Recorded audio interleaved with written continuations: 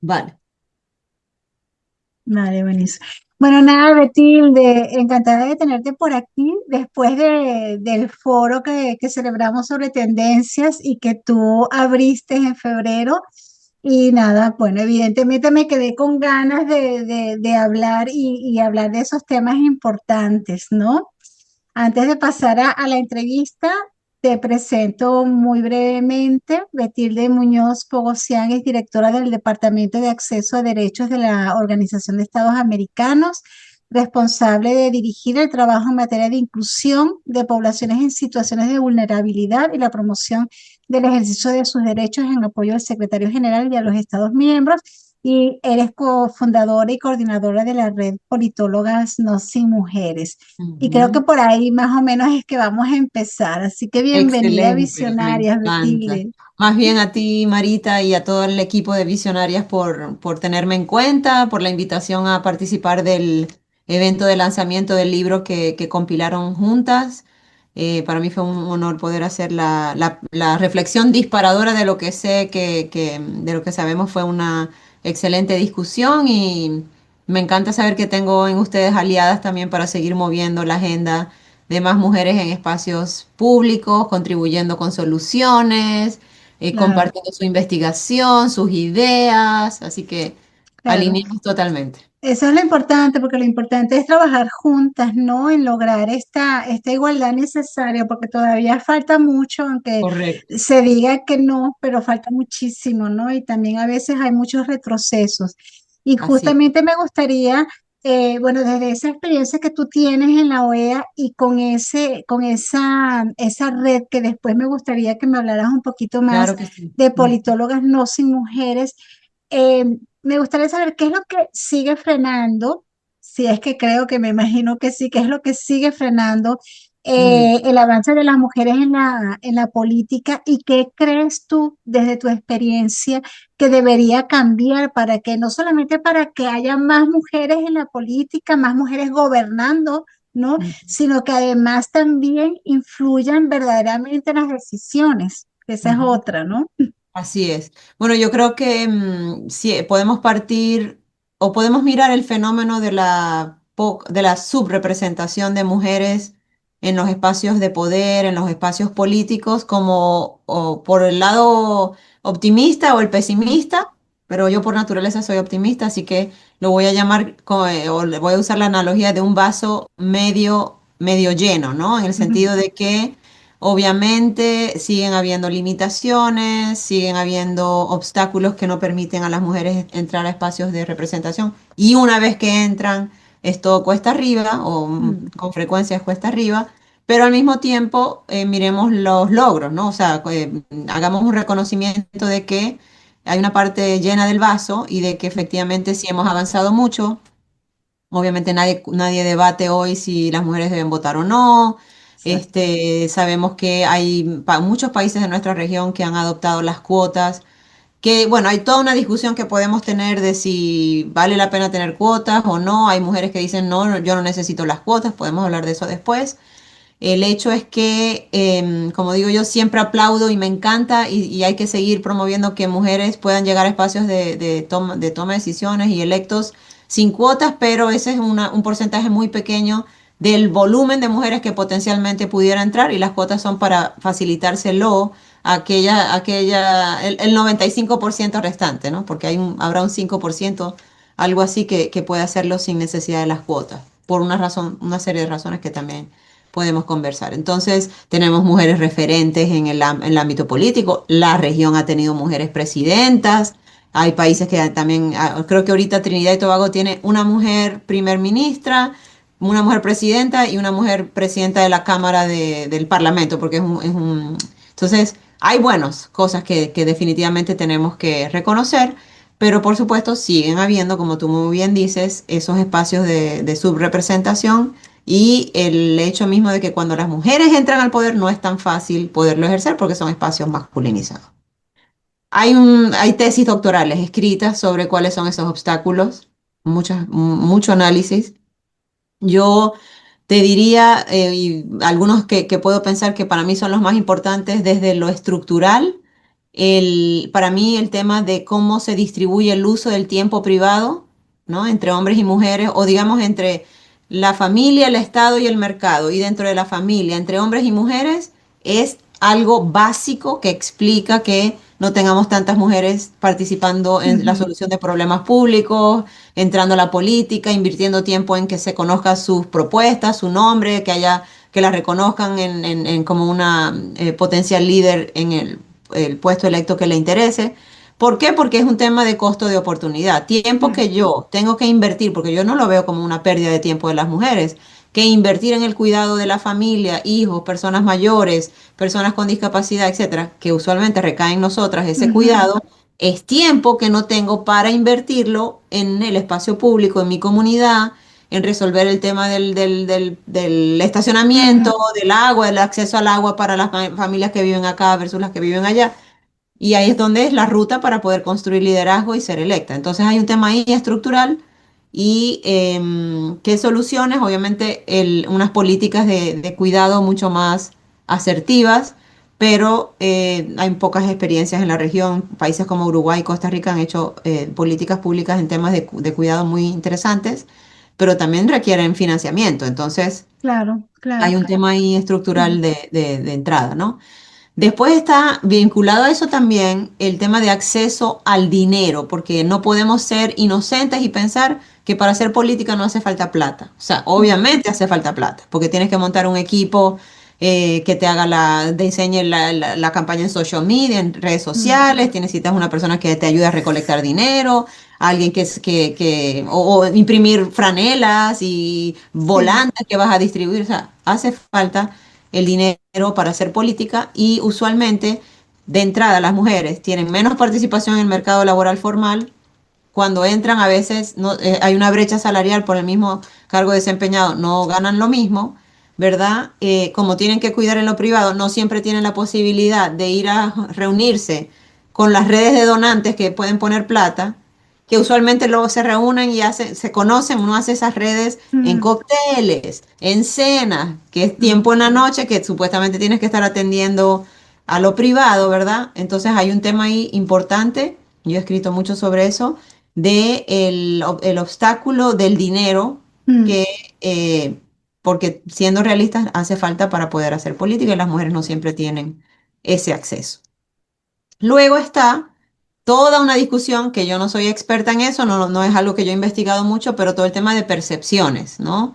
mm, Estereotipos, percepciones de qué puede hacer un hombre, qué puede ser una mujer. Hay estudios muy interesantes que dicen que la ciudadanía o digamos los que están en el padrón electoral confían en las mujeres para que hagan un buen trabajo en los espacios de toma de decisiones, pero no, a la hora de la chiquita, cuando tienen que votar, dicen, ¿será que es que si voto por una mujer es un tema del concepto del voto útil? Me conviene más usar mi voto y me va a rendir más si voto a un hombre que yo sé que es el que igual va a ganar, ¿me entiendes? Y estas cosas sí, están en la cabeza de la gente y se resuelven con mucha educación, con muchas políticas simbólicas de reconocimiento de liderazgos de mujeres. O sea, hay experiencias muy lindas. Aquí en La Huella, donde yo trabajo, por ejemplo, hay un hall de los héroes, donde están los libertadores de la región, en diferentes, por ejemplo, de Haití, está San José de San Martín del Sur, está Simón Bolívar, está un busto de Miranda, o sea, y eso que hace, perpetúa en la cabeza de la gente que es la independencia o el hemisferio que tenemos hoy libre y mm, con repúblicas democráticas se lo debemos a los hombres. ¿Qué pasó? Hace exacto. unos años se tomó la decisión, ¿no? Este es el tipo de cosas que hay que hacer más, ¿no? Que ya no va a ser solo el hall de los héroes, sino el hall de las heroínas. Mm, Ya no había espacio donde meter bustos de mujeres. Entonces, bueno, se adaptó, se innovó y ahora tenemos el hall de los héroes y heroínas, donde arriba de los bustos hay pinturas comisionadas por los diferentes países donde hacen el reconocimiento de mujeres ilustres que contribuyeron de algún modo a la vida social, a la vida pública, a la vida política de los países. Entonces, eso hay que hacer más porque claro. ayuda a cambiar la cabeza en cuanto a los estereotipos. Y la última cosa que diría, antes de seguir hablando, es el tema de que lamentablemente el tema de la violencia política, violencia en general, en razón de género, sigue existiendo. Mm, Sigue existiendo. hay datos de CEPAL que dice que lamentablemente documentan que esto es un fenómeno que sigue afectando a la región, obviamente más, por ejemplo, subregiones como Centroamérica que otras, en fin, ¿no? Eso varía según el país, pero eso también se traslada al ámbito político y público. Exactamente. Entonces vemos que eso puede ser en inglés dicen un deterrent, ¿no? Un efecto, que puede tener un efecto disuasivo de mujeres que interesadas en resolver problemas públicos no lo van a hacer porque no se quieren someter a un escrutinio público y hasta una violencia que por cierto puede ser física, puede ser verbal y ahora se está dando mucho en el ámbito digital. Entonces hay una dimensión de violencia digital que a veces se traduce en lo real, porque eso Mm. ha habido casos. Entonces, eso es otro factor que lamentablemente incide a que las mujeres se animen o que cuando estén no puedan ejercer el poder como debe ser.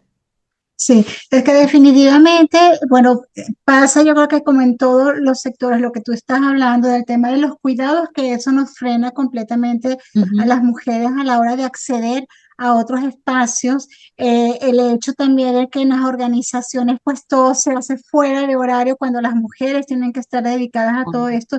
Y en cuanto a las cuotas, o sea, y las referentes, me parece genial lo que acabas de decir porque es que necesitamos referentes y las niñas y los niños necesitan referentes femeninas, ¿no? O sea, Correcto. tenemos que partir como que desde el principio para que cambie un poco esa mentalidad también a la hora de tu votar Sí. y decir, pues voy a votar por una mujer. O sea, Michelle entonces, Bachelet tiene una anécdota que ya yo la he escuchado, que la ha contado 2 veces, no sé si la conoces, que es de una persona que cuando ella era presidente conocía muy bien y todo, que tenía un niño de 4 años o algo así, sí, o un poquito mayor, que ella fue reelecta, o ella era electa y después quedó, creo que fue Sebastián Piñera después de ella. sí, sí, Y que cuando gana Sebastián Piñera, el hijo de este amigo de ella, o de esta familia, preguntó, ay, es que las minas también pueden, los varones también pueden ser presidentes. Yo pensé que solo minas podían ser, porque su wow, referente era que tenía 5 años y los sí. que tenía conciencia, nada más había visto una mujer presidente.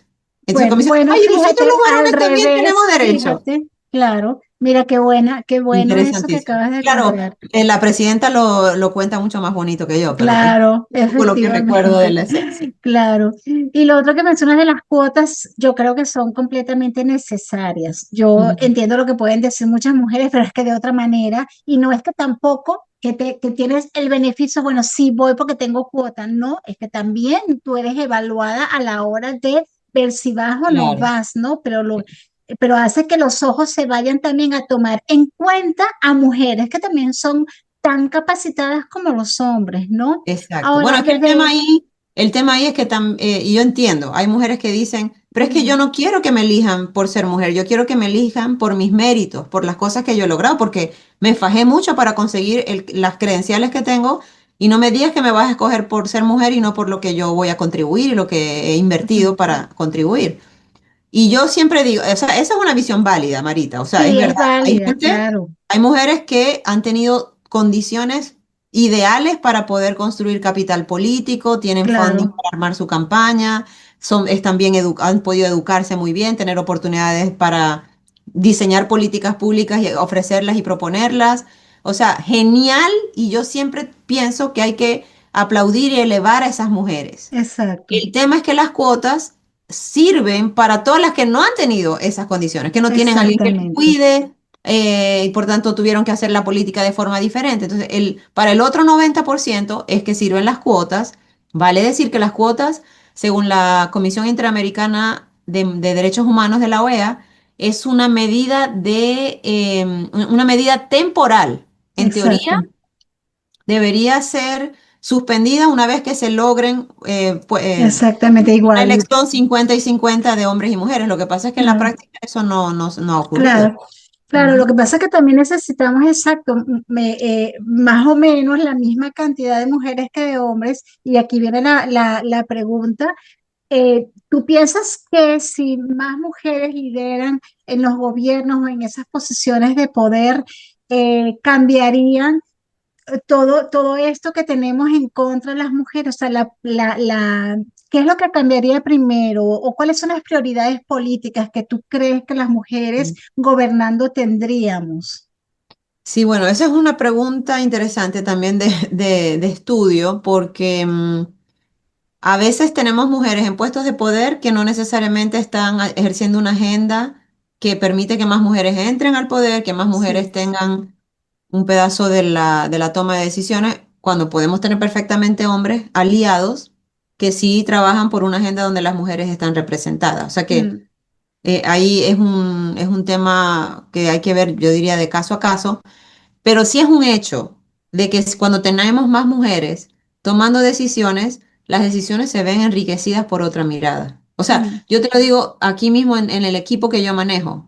Una cosa es el proyecto que yo voy a presentar a un donante, que escribo yo sola en mi computadora, y uno muy diferente cuando yo lo circulo con mis colegas para ver qué ideas me dan. Es mucho, se ve mucho más enriquecido sí. cuando uno comparte y tiene otras visiones. Yo creo que eso es lo mismo en la política, en los espacios de poder, cuando tú tienes una propuesta que también tiene los insumos del 50% de la población, eso se va a ver enriquecido. Y si no, porque digamos que el grupo de mujeres a que se las comparte tiene una visión que no es, no es alineada a la tuya, solo el hecho de tener el debate enriquece, en mi Sí. opinión. Mm, Y hay un tema también ahí de que cuando tenemos más mujeres entrando, de algún modo, yendo a esta anécdota de la presidenta Michelle Bachelet, normalizamos la presencia de mujeres en esos espacios. Y mm, eso tiene un efecto también el psyche de la gente, y a la hora de votar va a influir. Entonces, hay un tema sí, también de que hombres y mujeres, todos los que podamos, seguir subiendo mujeres a estos espacios para normalizar su exactamente. presencia. Exactamente. ¿Y qué hace, o sea, la red de politólogas, cuánto tiempo lleva esta red Sí. que tú has cofundado y qué es lo que haces en esa red, lo que hacen o lo que Perfecto. Bueno, es buscan en una esa red? red informal, o sea, es Mm, una red creada entre, como dicen en inglés, like-minded individuals, ¿no? Personas, mujeres que tenemos una misma visión de que tenemos que tener más mujeres influyendo, contribuyendo, mm, siendo teniendo, o sea, ejerciendo su voz en el espacio público. Obviamente tengo que dar crédito a mi querida amiga y colega Flavia Freidenberg, que es quien es el motorcito que hace que todo esto siga para adelante, pero bueno, con otras, con Flavia y otras colegas, decidimos armar esta red. Empezamos en chiquito, con pocos países, pero ya tenemos mujeres en casi todos los países de América Latina, o sea, prácticamente todos los países de América Latina, en Europa y en otros lugares. Y estamos hablando de mujeres que hacen investigación o trabajan temas de América Latina. Son mm, latinoamericanistas, ¿no? ¿Y por qué decidimos fundarla? Porque nos pasaba mucho. Nosotros ya estábamos con esta agenda de, bueno, hay que meter mujeres en el espacio público, que tengan voz, que... Entonces sacaban un anuncio, bueno, el panel X sobre el sector petrolero en Venezuela, Colombia y Ecuador, respuestas desde whatever, ¿no? Desde el, ujú. y anunciaban un panel de puros varones. Y entonces decíamos, oye, pero ¿por qué no meten a una mujer? Porque también hay que tener la visión de las mujeres, o creo que va como a dinamizar lo que se pueda discutir. Y decían, ah, pero es que no hay mujeres que sepan del sector petrolero. Y así nos pasaba con otros temas, ¿no? Vamos a hablar de transiciones democráticas. Es que no conseguimos mujeres que sepan de transición democrática. Es que no conseguimos mujeres que sepan de migración intrarregional, ¿no? Es que nos... Y entonces dijimos, no, ok, basta. Ya no podemos seguir reclamando. Nos retornan diciendo que no hay, y no tener un roster de mujeres que sí sepan. Exacto. Y por eso montamos esta red. Y lo interesante es la manera como gigantesca que ha crecido. O sea, en Twitter nos pueden seguir en @redpolitólogas. Mm, Tenemos qué miles bueno. de seguidores. Bueno, la última vez que vieran como 40.000 puede ser, ahorita miramos. Pero lo genial, más allá de estos números bueno, son parte de la conversación en redes sociales, pero en lo sustantivo, medios de comunicación como CNN, Bloomberg, NTN 24 nos buscan a nosotros para conseguirles expertas mujeres en diferentes Qué campos. Entonces, bueno, qué bueno, qué bueno. genial, ha tenido un impacto muy, muy importante, y nos reconocen. Y digo, nada formal, no es que tenemos una asociación ni nada, nada registrado, pero ha sido muy útil que esa flexibilidad de la informalidad para seguir moviendo, avanzando agendas. Qué bueno. Betilde, y en ese recorrido tuyo en la OEA, ¿no?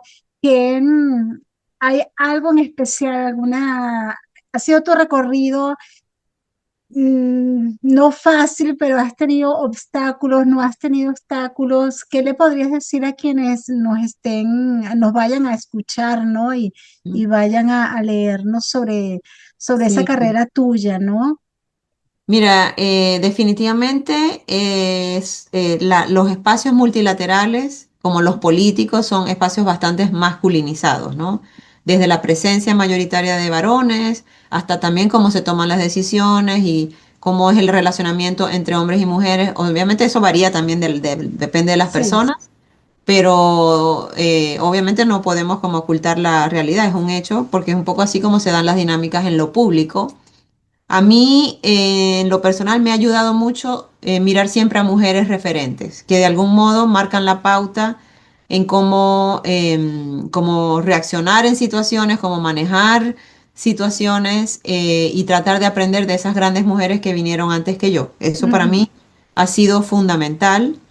Y también, bueno, yo doy cursos incluso en estos temas de liderazgo de mujeres en espacios públicos y tal, pero desde armar un mapa de actores, quienes están como aliados que me van a ayudar a remar hacia donde yo tengo que ir, quiénes son neutrales, quiénes son de algún modo un poco los anti, ¿no? Y cómo pensar estrategias de cómo los traigo a remar conmigo, sí. también a saber utilizar los simbolismos, ¿no? A la hora de tratar con pares varones o varones que uno supervisa, también qué hacer cuando las propias mujeres son las que retan tu espacio de poder y de influencia en este espacio multilateral. Es todo, o sea, toda una estrategia que hay que pensar para poder uno ser exitosa en el espacio público, pero es algo que definitivamente se puede lograr.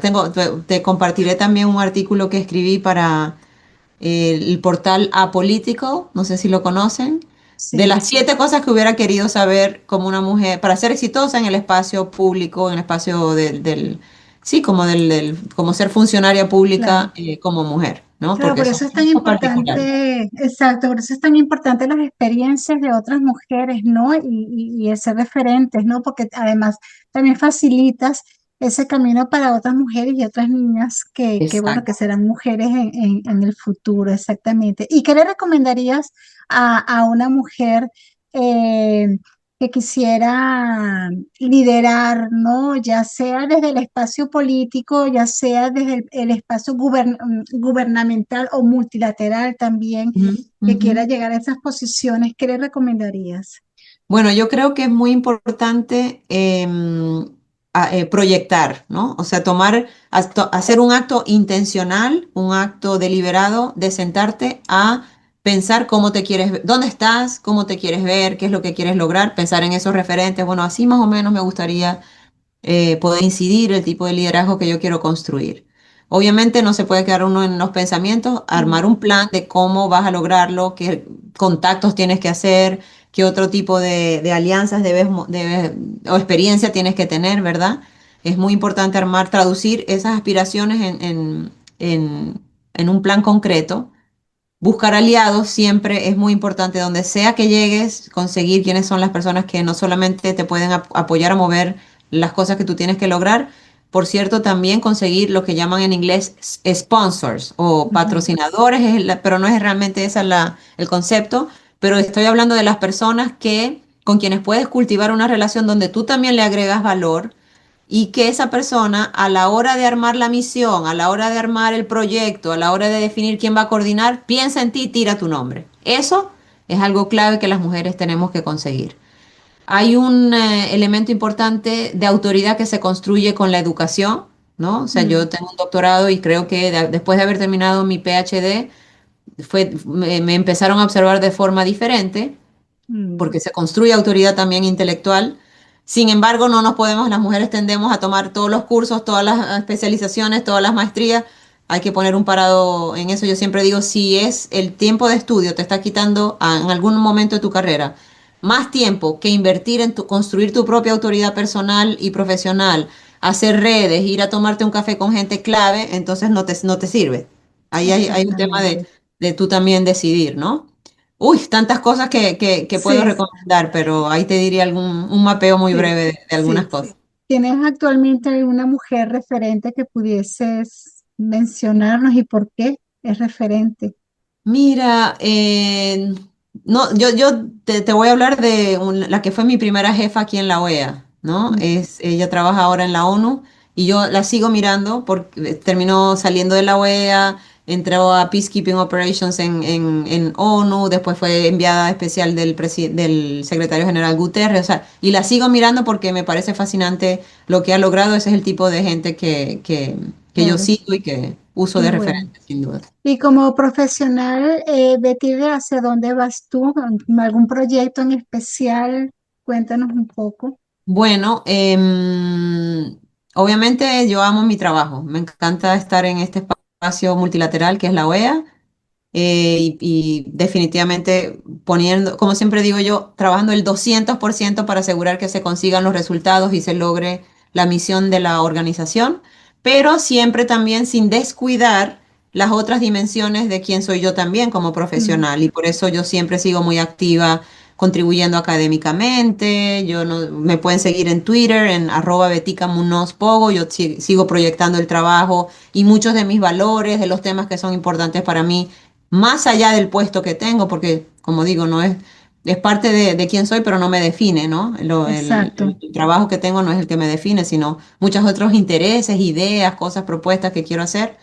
Y obviamente ya soy ciudadana de Estados Unidos, pero sigo siendo venezolana y lo seré siempre. Y me encantaría, ojalá en el futuro, poder retribuir al país que me vio nacer y que me crió gran parte de mi vida al principio. Retribuir con todo lo que he aprendido, todas las redes que he armado, todo el conocimiento que he adquirido, volverlo a reinvertir en Venezuela. Me encantaría poder tener ese Qué honor y bueno, qué privilegio en el bueno. futuro.